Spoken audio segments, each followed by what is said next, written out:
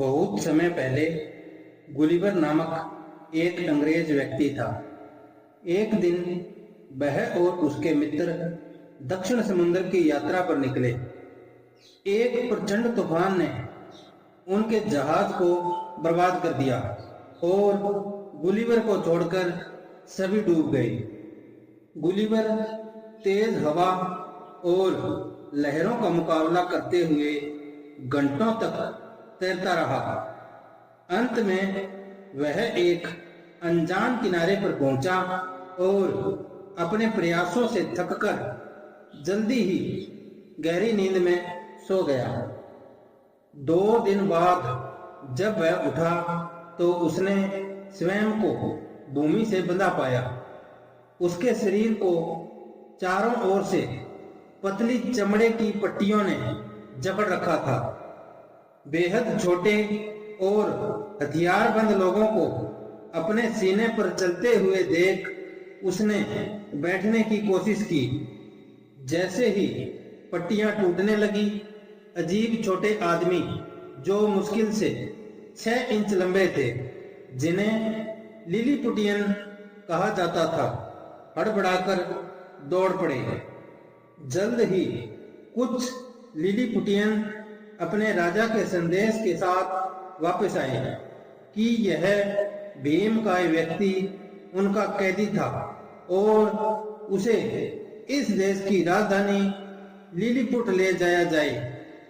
Gulliver को अपने राजा के पास ले जाने के लिए लिलीपुटियंस ने पहियों पर एक मंच बनाया। गुलिवर को उस पर बांध दिया और लिलीपुट में अपना लंबा मार्च शुरू किया। लिलीपुट में हर कोई उस भीमकाय व्यक्ति को देखने के लिए सड़कों पर उमड़ पड़ा। गुलिवर को राजा के सामने मंच से छोड़ा गया, जो अन्य लिलीपुटियंस की तुलना में थोड़ा लंबा था। अपने अच्छे व्यवहार का आश्वासन देने के बाद गुलिवर दरबार का पसंदीदा बन गया। जल्द ही उसने कई मंत्रियों के साथ दोस्ती कर ली और लिलीपुटियंस के विषय में सब कुछ जान लिया। गुलिवर से प्रसन्न होकर राजा ने उसे लिलीपुट और पड़ोसी ब्लेफुस्कू के बीच युद्ध के विषय में बताया। उसने बताया कि विवाद यह था कि अंडे को किस छोर से तोड़ना चाहिए, बड़े छोर से अथवा छोटे से। फिर उसने गुलिवर को एक प्रस्ताव दिया कि यदि गुलिवर ने लिलीपुट की मदद की तो उसे मुक्त कर दिया जाएगा, अच्छा व्यवहार किया जाएगा और बहुत सारा भोजन दिया जाएगा।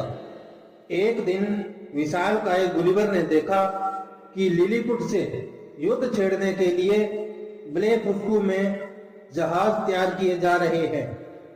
ब्लेफुस्कुडियंस के प्रयास को विफल करने के लिए गुलिवर पानी के बीच में चला गया और प्रत्येक जहाज को रस्सी से बांध दिया।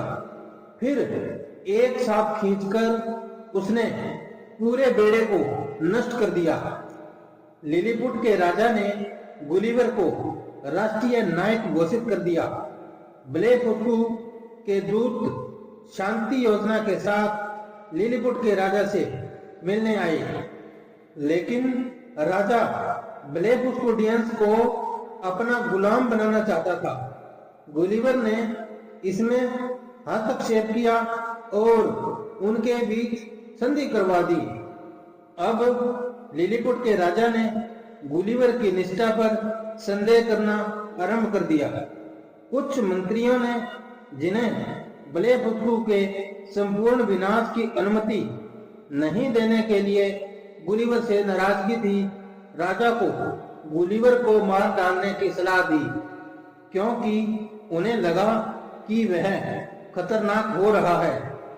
इस प्रकार गुलिवर पर राजद्रोह का आरोप लगाया गया और उसे अंधा कर देने की सजा दी गई।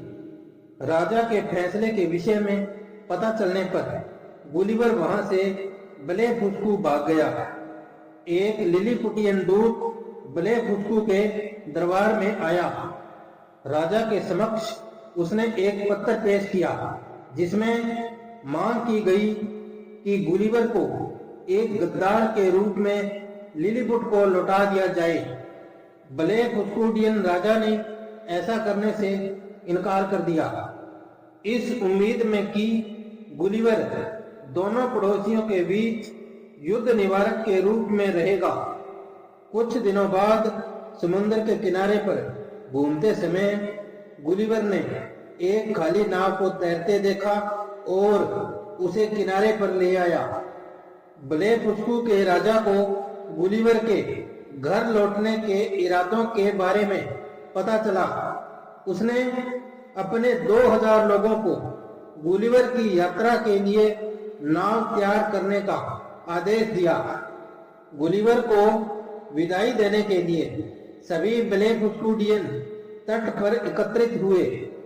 उन्होंने यह सुनिश्चित किया कि नाव में यात्रा के लिए पर्याप्त भोजन और अन्य आवश्यक वस्तुएं हों।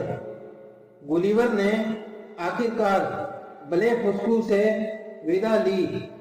बाद में उसे एक ब्रिटिश व्यापारी जहाज द्वारा इंग्लैंड ले जाया गया, जहां उसका अपने परिवार के साथ पुनर्मिलन हुआ।